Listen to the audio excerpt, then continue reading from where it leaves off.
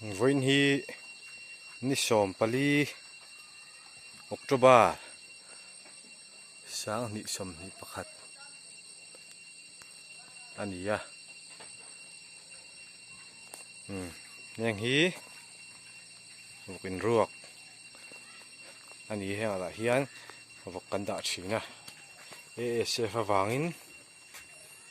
an thi zawani hi voina sum sui lama mi kan man tharan ni voin hian pariat kan mana thanglama pathum kan panga kan da chaklama hian pathum kan da ani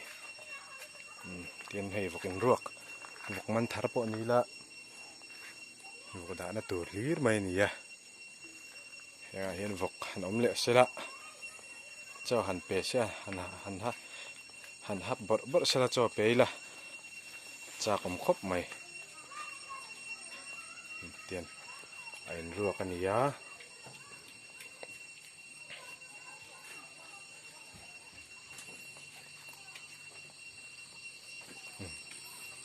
khu lại khuan kan vok la nei le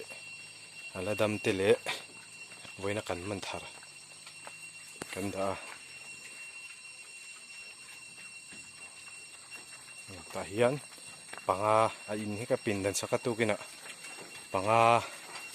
ta neng hi kan man thare pakhat sang sarin kan manani heng hi apui tur pahnih ASF Shilena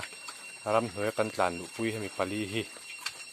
minzu sakania hemi pahnih hi pui tur ania heta lian jok hi papui tur bokania pakhat khu heta te jok tura te jok ku apui apa apilla kani chuan tuna hian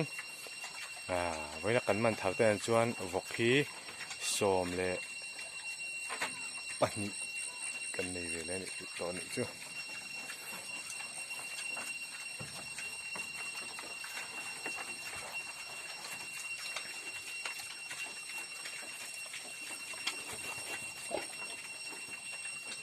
sa so vokin ruak vek khani